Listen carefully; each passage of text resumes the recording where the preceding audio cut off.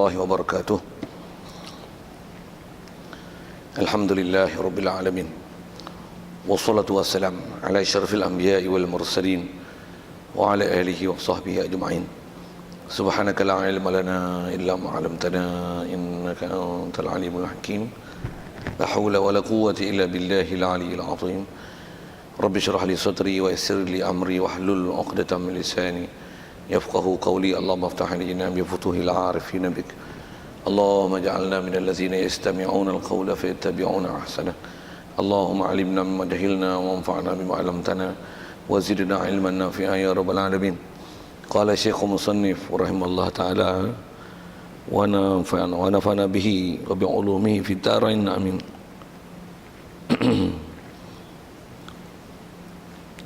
Kita di muka surat 33, kata musannif rahimahullah taala,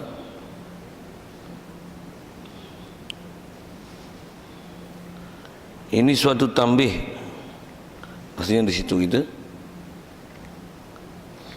ini suatu tambih pula pada menyatakan qasam, pada menyatakan qasbi, artinya giliran apabila ada bagi seorang lelaki itu dua isteri ataupun lebih. Maksud di situ kita, maka wajiblah atasnya menyamakan bermalam antara segala isterinya, kerana sabda Nabi SAW, man kana lahum imra'atani famala ila ihdahuma dunal ukhra wa fi lafzin akhar wa lam ya'dil bainahuma jaa yaumal qiyamah ahada shiqqaihi ma'ilun, ahadu shiqqaihi ma'ilun, atau kama qala. Hadirin sekalian, pertama sekali marilah kita rasakan syukur, terima kasih kepada Allah Taala. Syukur kita pertama sekali nikmat hidup yang masih Allah Taala beri. Syukur kita dapat Islam. Syukur kita banyak-banyak Allah Taala masih jadikan hati sanubari kita boleh membenarkan semua ajaran Nabi kita Muhammad sallallahu alaihi wasallam. Yang dengan itu kita boleh taat, patuh perintahnya, meninggalkan larangannya. Yang semua anugerah ini adalah anugerah besar Allah Taala beri. Itulah anugerah Islam, anugerah iman, anugerah boleh taat, ikut perintah dia, meninggalkan larangannya. Inilah antara nikmat-nikmat besar yang kalau siapa tak dapat, maksudnya tak dapat anugerah besar daripada Allah Ta'ala di atas muka bumi ini. Walaupun dia memiliki semua langit dan bumi dipenuhi dengan emas sekalipun, jika tak dapat Islam, tak dapat iman, tak dapat takwa, tak dapat taat ikut perintah Allah Ta'ala, meninggalkan larangannya, maka sia-sia hidupnya. Syukur banyak-banyak Allah Ta'ala bagi kita nikmat itu. Juga syukur sihat, lapang masa, juga hidayat taufik masih diberi pagi ini. Ada keupayaan pada kita untuk hadir meneruskan pengajian kita daripada kitab untuk dibaca kitab Muhimmah ni, insyaAllah.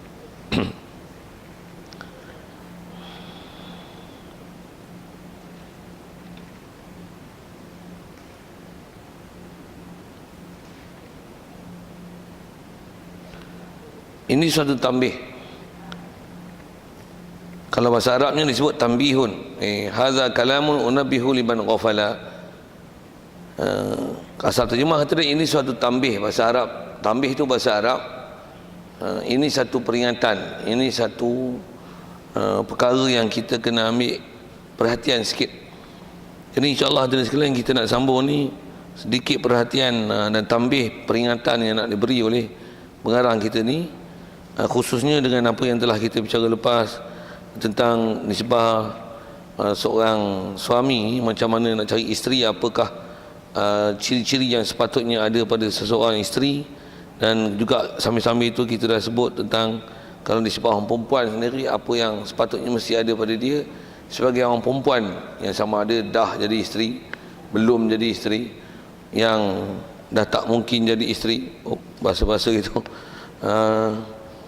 Yang ni kita nak sambung pula adalah sedikit peringatan berkenaan masih status isteri yang telah kita bicara lepas itu. Kata dia, tambih ni pada menyatakan, kita baca qasmi, baca ejaan tu kalau baca qasam maksud sumpah, tapi baca qasmi. Qasmi ni mana giliran tu diterjemah tu. Kita nak sambung ni ialah nak bicara masalah gilir. Dan istilah gilir ni biasanya dia ialah bab khas kalau kita bicara bab fiqh, tentang suami yang mempunyai lebih pada seorang isteri. Antara kewajipan suami yang ada isteri yang lebih pada seorang, antara perkara yang mesti dipahami oleh suami adalah gilir. Dan bab ni juga isteri pun mestilah faham masalah gilir ini, pasal dia kena tahu mana hak dia, mana yang bukan hak dia. Kerana mana-mana orang perempuan, katalah jika mereka ini istilahnya antara perempuan yang bermadu, jika memang sepatutnya bukan hari yang sepatutnya suami menggilirkan mereka, jika suami datang, sepatutnya isteri mesti bagi peringatan pada suami di atas pengetahuan yang ada pada dia, yang suami telah menzalimi madu dia tu dengan tak berikan gilir yang sepatutnya diberi dan diadili perkara itu. Jadi sebagai orang mukminah yang bertakwa, isteri yang takwa pada Allah Ta'ala, dia tak seronok, dia tak boleh bangga, dia tak boleh suka dengan suami asyik duduk dekat dia je tanpa mempedulikan madu dia yang seorang lagi. Yang ni yang kata lelaki kena tahu bab ni dari sisi sudut dia sendiri, kena manage diri dia untuk mengurus dengan cara betul bab giliran ini. Di sebab orang perempuan pula, dia kena tahu kalau katalah dia berada di status orang yang perempuan, yang isteri yang bermadu, yang ada madu bersama dengan dia kena faham apa hak dia dalam bab giliran itu, dan mana-mana orang yang melakukan kezaliman dalam bab ni hendaklah diperbetulkan. Yang tu faedah kita belajar bab ni. Ni sebab nak ada madu tak ada madu tu lain hal, ilmu tu mesti ada. Baik, jadi arti qasmi itu apa dia? Giliran. Baik. Dan bab ni dia nak bagi peringatan apabila ada bagi seorang lelaki itu dua isteri. Baik, ayat pertama dia kata, kalau ada seorang lelaki itu ada dua isteri ataupun lebih itu adalah 3, 4 paling maksimal lah. Sedia maklum maksudnya dalam bab perkahwinan itu, kerana orang lelaki yang merdeka dia boleh memiliki sampai 4 isteri, tu isteri. Dan kalau nisbah hamba dia unlimited, maksudnya boleh memiliki hamba setakat mana mampu beli. Macam mana kereta, berapa biji kereta nak beli itu bab hamba. Cuma bab hamba kalau dalam kaedah fiqahnya, dalam kaedah syariat Islam, mereka tak diwajib gilir kalau kata suami pakai mereka. Adapun orang perempuan yang berstatus isteri, maka wajib digilirkan. Jadi kita bincang ni bab fiqah sikit lah. Kalau tak biasa dengar tu, dengar lah, tak faham tanya. Baik, maka wajib lah. Jadi kita nak bicara ni untuk orang lelaki yang ada isteri lebih daripada seorang. Kalau isteri yang seorang, dia tak ada istilah gilir ni lah. Maksudnya boleh seorang suami macam ni, yang dia ada seorang isteri je, hari dia nak dia pergi kat isteri dia, hari tak nak dia tidur masjid. Bofi contoh itu. Dia pergi masjid, dia pergi pondok ngaji sana sini, berniaga sini. Teringat bini dia balik. Orang tu pergi balik ngaji apa-apa, pergi tidur masjid, rumah kawan nak pergi berniaga sana, mengaji sini, ni kerja sana sini. Ingat bini dia balik, ikut dia. Tapi tanggungjawab nafkah kena bagi. Makan minum memanglah, tempat tinggal apa, saraan hidup kena sara, pasal tu wajib. Tapi tak ada pada suami tanggungjawab gilir. Pasal apa? Itulah isteri dia, tengok kesempatan dia, mana kelapangan yang ada pada dia untuk dia istilahnya bermalam dengan isteri dia. Sama ada memang dia bermalam tiap-tiap malam, ataupun dia tak nak bermalam pada tiap-tiap malam, nak seminggu sekali ke, sebulan sekali ke setahun sekali ke, tu masing-masing punya lah aturan. Kadang-kadang memang dia tak boleh nak susun tiap-tiap hari, pasal mungkin disebabkan tempat kerja, tugas, kesibukan, apa seumpama itu. Itu yang menyebabkan tak jadi tiap-tiap malam bermalam di rumah isteri, ataupun di rumah dia yang isteri duduk di situ. Bahkan dia ada waktu-waktu tertentu je. Macam mana pun kalau suami yang ada seorang isteri, dia tak ada masalah. Dia tak ada masalah di situ. Cuma bab makan minum apa tu tak boleh lah pula setahun bagi RM1 ikut nak makan apa. Oi. Itu tak boleh ya. Pasal wajib nafkah. Bab makan minum, tempat tinggal, pakaian nak tu kena bagi. Yang ni kita bicara ni bab gilir. Jadi kalau mana seorang suami yang ada isteri seorang saja, dia tak ada masalah dalam masalah giliran. Saja-saja nak sebut tu pasal kadang-kadang masalah ni pun ada orang tanya gini, kau ibu boleh jawab kot, tak pandai tak jawab. Boleh tak suami ni dia ada isteri tidur bilik, suami tak mau tidur bilik, dia nak tidur dekat anjung. Pasal apa? Senang nak bangun pagi, nak bangun tahajud, tidur duduk sebelah bini. Dia kata kerja peluk engkau aja, aku tak bangun tahajud lah. Sorry bahasa itu, sorry sikit. Okay. Boleh tak? Boleh? Tak ada masalah tu. Redha tak redha pun tak ada masalah. Itu hak suami. Pasal kita ada bicara dulu dalam bab-bab peraturan rumah tangga ni, dia kalau suami panggil isteri tidur di bilik, isteri tak mau, tu dahaka. Dengar elok ayat tu. Kalau tak faham, tak setuju pun tanya balik lah kan. Tu dahaka pasal hak tu hak besar bagi suami. Walaupun dipanggil kau apa, saja duduk sebelah dia, tak ada apa pun. Kawan pun dah berumur, dah tua katalah tu, tidurlah sebelah aku. Kita pun nak lipat baju, nak tengok TV lah, nak tengok Astro lah, nak tengok Facebook lah, apalah. Suami duduk panggil tidur, dahaka lah tu. Itu nisbah suami panggil ke isteri. Tapi kalau isteri duduk di bilik, suami buat dia gaduh zikir dia, semayang dia. Ya. Biar. Dahaka tak suami tu pasal tak tidur dengan isteri? Tak ada bab dahaka suami tu. Tak ada bab dahaka tu. Pasal itu kan dahaka, dia tak nak. Lah. Macam mana pun ada bab fiqah yang dia ada guna istilah ini.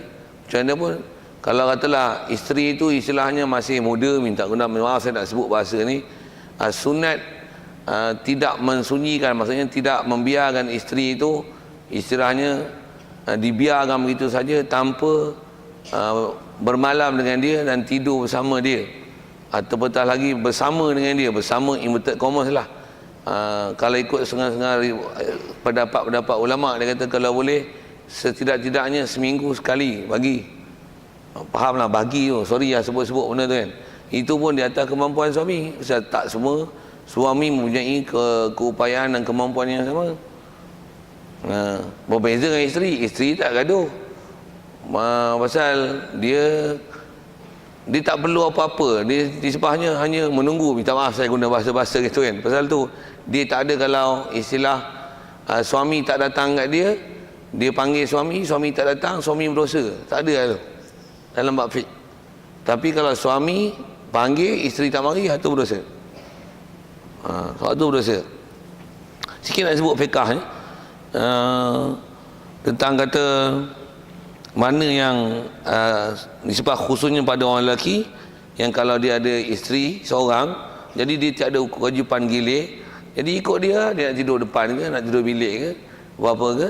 Cuma kalau tak ada atas pasal maksud ibadat, nak bangun malam, nak tahajud, yang mungkin dengan sebab tidur sekatil tu menyebabkan ada gangguan disebab nak bangun tidur, bangun lambat dan sebagainya, dia boleh, harus untuk mengasingkan diri dia tidur di lain untuk memudahkan dia bangun malam. Tapi kalau kata macam ni, lagi tidur asin, lagi rupanya subuh apa meleret, pukul 10 pagi baru bangkit, tidur dengan bini rupanya aja kejut dia tahajud. Abang bangun tahajud, suami tak mau bangun. Ni suami cerai.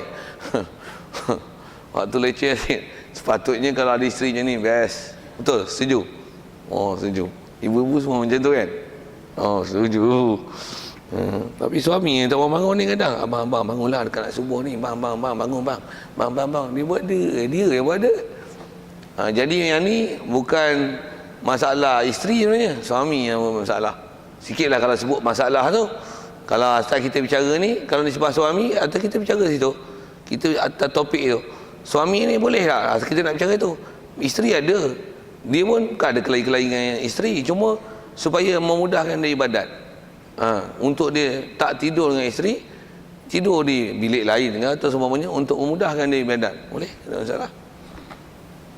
Tak ada masalah tu.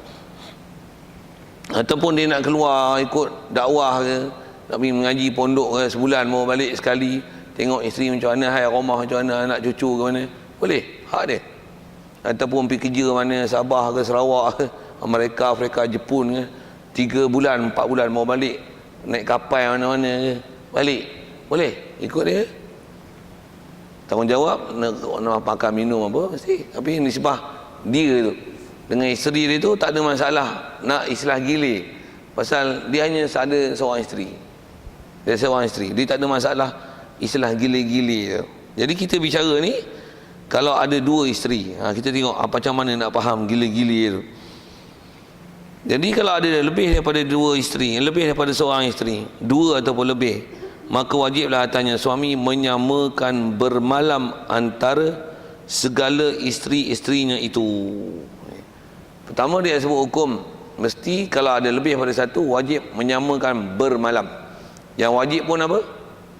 Bermalam. Apa maksud bermalam? Tidur di situ, tidur di rumah itu kalau ada sebuah rumah. Kalau satu rumah ada bilik, tapi mengikut kaedah fiknya, haram suami menghimpunkan isteri dalam satu rumah tanpa isteri itu pakat redha untuk meredai antara satu sama lain untuk duduk dalam serumah. Walaupun ada bilik asing, tapi duduk dalam serumah. Kalau isteri tak setuju, suami wajib buat penempatan asing. Rumah isteri ni asing, ni asing. Taklah syarat buat banglo, istilahnya asing. Pasal lain orang perempuan, lain pengurusan rumah, lain angin dia. Kalau sama angin, jalan, bagus. Dan kalau nak cari madu pun cari yang sama angin, senang. Kalau nak cari, kalau tak cari tapi mendatang, macam mana? Itu hak dia. Jadi ini rumah saya abang, abang yang tu abang kena sikit rumah lain lah. Pasal kami orang perempuan, dia lain sikit, saya lain sikit. Dia punya ngurus macam ni, saya urusan macam ni. Nanti ada clash payah lah. Buat rumah lain. Hak isteri minta kita. Itu adalah hak isteri. Saya sebut hak perempuan tu. Itu kalau kita sebut masalah tempat tinggal. Sedang asal bicaranya, yang wajib adalah bermalam. Bermalam tu. Yang wajib bermalam, bukan bersama. Istilah bersama tu inverted commas lah. Maksudnya bersama suami isteri. Itu tak wajib. Yang wajibnya ialah bermalam. Walaupun suami tak bersama isteri pada malam itu. Jadi kalau kata ada lebih daripada seorang isteri, hendaklah dia menyama. Istilah menyama ni hendaklah diadili bilangan hari yang dia bermalam di situ. Jadi contoh mudah, katalah 2 isteri. Kalau isteri ni, rumah ni dia bermalam semalam, dari sifiknya dah habis bermalam sini, maka akan bermulalah rotation untuk dia bermalam pada isteri yang lain. Kalau ada 2 bermalam di sini, maka wajib bermalam di sini. Macam mana pun kalau mula-mula kisah akan ada 2 isteri ni, macam ni lah, mula 1 kahwin 1 lagi ni. Kalau kahwin statusnya anak dara, 7 hari bagi wedding holiday untuk anak dara, 3 days untuk yang sayyib, yang bukan anak dara, 3 hari. Maksudnya itu untuk wedding holiday tanpa ada qada. Orang baru tu kalau anak dara 7 hari tanpa qada, suami kena duduk sana. Tu hak dia, hak orang baru. Dah habis itu, suami akan memulakan gilir antara 2 isteri ni. Dan mengikut kaedah fiqh, untuk memulakan gilir, dia bukan dengan pilih suami dan bukan pilih isteri. Dia ialah dengan kaedah undi. Ni yang sebut dalam kitab fiqh. Dalam hadis-hadis kalau kita belajar pun, Rasulullah dia nak bagi gilir, katalah isteri dia yang ada ni, dia nak mula dengan siapa? Bukan dia yang make choice, I will begin with whom, with who. Tapi Dia akan suruh isteri dia pilih buah undi. Kalau ada 9, 9. Kalau nisbah suami ni ada 4, 4. Kalau ada 2, okey, pilih, ambil undi ni, nombor 1, nombor 2. Kalau nombor 1 maksudnya gilir pertama, gilir kedua. Jadi kalau bermalam di sini, bermalam di sana. Ni sehari. Itu satu rotation. Dah bagi gilir sini, nak mula pula rotation yang lain. Boleh faham saya bahasa rotation tu kan? Kena undi lain pula. Dia bukan macam ni, hari genap rumah you, hari ganjil rumah you. Bukan kaedah menyusun macam tu dalam fiqh. Kaedah gilir adalah dengan undi. Dah satu rotation, ni semalam. Habis lah. Kalau ikut kat suami, bila yang ni dah semalam, dia boleh pergi keluar dakwah, pergi masjid. Pasal apa? Dia dah adil lah untuk yang ni semalam. Untuk rotation ni. Kalau ada 4, yang ni semalam. Untuk pergi kerja lah, semalam. Okey. Dah habis satu rotation untuk 4 orang. Sehari contoh ni untuk faham fiqh. Jadi tak jadi punya pasal. Saya nak bagi faham macam mana kata gilir tu, yang wajib tu. Okey. Dah habis satu rotation, selesai. Dia tak nak bermalam mana-mana isteri, itu hak dia. Macam mana satu isteri tadi, dia nak pergi masjid, dia nak pergi rumah kawan, dia nak kerja, dia nak apa, nak tidur, nak iktikaf, nak ikut dakwah, ikut dia. Tapi bila dia nak pergi tidur, mana-mana 1, 1, 4, 4 isteri, dia tak boleh pilih dia sendiri bagi undi. Sama ada dia baru nak buat undi ataupun dia dah buat undi siap-siap. Itu teknikal lah macam mana masalah nak buat undi tu. Itu saya tak bagi hurai, tapi kaedah fiqhnya undi untuk menentukan gilir. Jadi kalau dah habis satu rotation, katalah undi tu dia dah undi siap-siap lah, siapa nombor 1, 2, 3, 4, untuk menunggu giliran itu. Macam mana kita main kutu tu lah, buah fikir tu. Contoh, saya bagi contoh, nisbah gilir, saya sebut gilir kan, collection, tu cabut nombor siapa kan. Dah habis semua satu rotation tu, main kutu lain pula, kutik, cabut nombor lain, betul tak? Macam tu lah suami yang nak buat. Tapi dia bukan tunggu kutu tiap-tiap bulan, yang ni gilir tiap-tiap rotation. Jadi habis kalau ada 4 rotate lah. Dia kena kutu sekali lagi. Istilah kutu tu undi tu lagi. Nak mula 1, 2, 3, 4 tu ikut siapa? Dia ikut keluar undian. Asal saya nak sebut ialah, bila yang ni dah habis 4, dia akan undi. Dia bermalam je satu, maka bermulalah sejarah dia untuk dia menghabiskan 4 isteri untuk bermalam. Kalau yang ni bagi 3 hari, sana anti 3. Dah habis 3 ni, maksudnya dah habis satu rotate untuk 4 isteri. Saya bagi contoh untuk 4 dah. 4. Kalau 2, kalau ni 3 malam, ni 3 malam. Baru istilah tu menyama. Dah habis 3 sini, dia akan bermula rotation baru, undi pula. Kalau ditambah satu lagi, yang ni kahwin janda pula, 3 hari bagi wedding holiday. Okey, dah habis 3 hari tu, nak mula pula 3 orang. Macam mana? Undi. Nak mula siapa?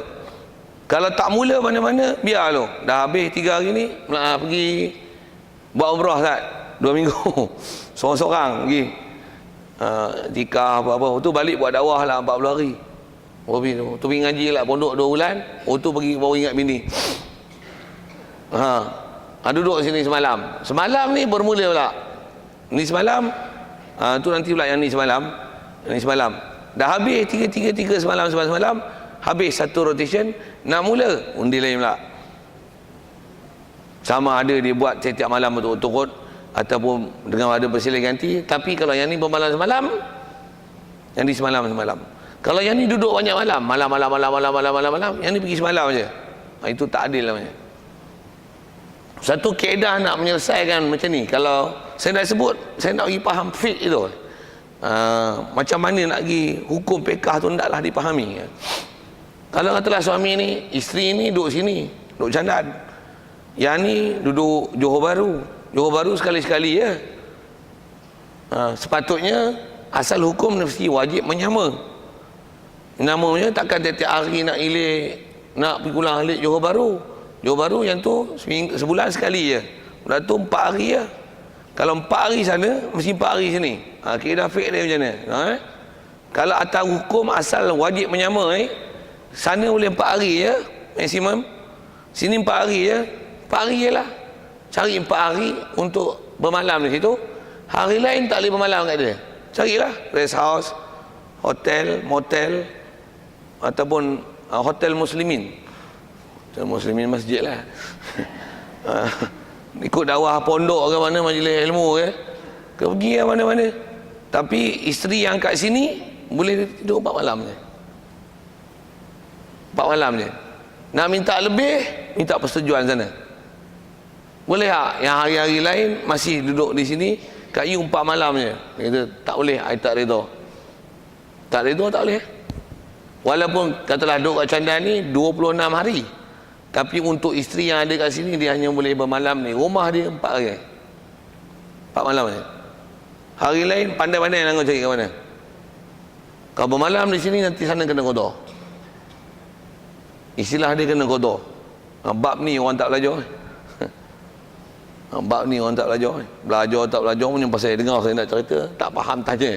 Saya nak sebut ialah wajib menyama. Macam tu hukum menyama itu. Kalau saya tanya nak, kalau kau ibu lah katalah duduk di tempat madu itu, suami yang macam ni punya pengurusan kepada isteri-isteri dia, bukti contoh itu, layak? Tak layak juga. Pasal bila dia adil, kena layak. Betul lah. Delete tu. Dari segi tak rela di madu, kita dah bercara dah buat hukum. Tak rela di madu, macam mana tak rela buat hukum hudud? Salah tau. Bagi dengar rela hukum tu. Sorry nak sebut benda tu. Kita pasal nak sebut, kita mengaji ni bab hukum syariat. Syariat Rasulullah. Tu yang kita nak tengok, kita beriman tak beriman, tengok situ lah. Pasal bila kita Islam, memang kita beranak-beranak jadi Islam dah. Memang kita, mak bapak kita kalimah syahadah, kita dapat istilah kalimah syahadah tu. Kita Islam dengan mak bapak. Untuk kita dapat beriman macam mana? Mesti membenar dan mengakui, mengiktiraf semua ajaran yang dibawa datang oleh Nabi kita Muhammad sallallahu alaihi wasallam. Kita mengaku Muhammad Rasulullah tu maksudnya mesti mengaku apa saja yang ajaran dibawanya. Kalau isu dia nak cerita surat khabar tu isu hudud, kita duk isu ni isu poligami. Dan isu kita masalah gilir. Jadi masalah you rela tak rela di madu satu hal. Suami ada hak untuk dia beristeri lebih daripada seorang. Data kemampuan dan apa tu satu hal. Saya tak mahu bincang panjang lah tu. Saya nak bincang masalah gilir yang wajib dia beri. Dan ini tanggungjawab dia. Ini ialah responsible apa dia punya tanggungjawab yang mesti diambil dan dia tahu yang mesti dia buat. Di atas kemampuan dia apa itu ukur baju di badan sendiri. Di atas kemampuan nafkah dia kena bagi banyak mana rumah macam mana, itu isap you punya pasal lah tu. Nak pergi faham ilmu ni. Begitu juga kalau kita bicara bab hudud. Kita bukan nak bicara keupayaan. Yang penting you mesti mengiktiraf hudud tu.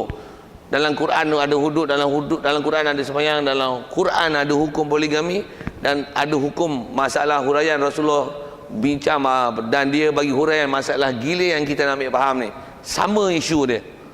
Sembahyang wajib, nisbah wajib laksana, hudud wajib laksana. Ni kalau orang perempuan yang bermadu wajib memaham suami wajib gilir dan isteri kena faham itu hak gilir dia. Mana bukan hak gilir dia, zalim.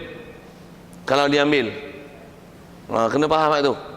Kena faham tu. Macam mana kita bukan ahli zakat, orang bagi zakat kita ambil, salah. Pasal kita bukan ahli zakat. Itu kena faham tu. Lepas tu kita mesti bertindak di atas ilmu. Dia tak boleh semangat gila-gila tak faham apa punya pahaman bodoh tu, tak boleh. Jadi kalau balik isu kita ni, kalau kata yang keliling sebut tadi hudud, sama isu. Satu, sepatutnya kalau tak buat sekalipun wajib iktiraf. Hudud ni bagus, dia hukum Islam, dia ada dalam Quran. Sebagai orang Islam sepatutnya kita laksana hudud. Tak boleh buat, itu kita cari jalan macam mana nak buat. Tapi kita wajib menerima hukum ni hukum Allah Ta'ala. Okey, siap. Yang ni pun hukum bab keizinan poligami adalah hukum Allah Ta'ala. Hati suka tak suka, kalau kata nisbah hudud tadi, sekalipun kita lah orang yang mencuri, kita dengan sebab setuju hudud tu kita kena potong tangan. Hatta macam tu sekalipun, kita kena akui hukum hudud ni bagus, ni hukum Allah Ta'ala. Hatta tangan aku dipotong sekalipun, potonglah, pasal memang dah aku salah. Itu masalah poligami, dia hukum Allah Ta'ala bagi suami untuk berkahwin. Jadi suami pula bermadu,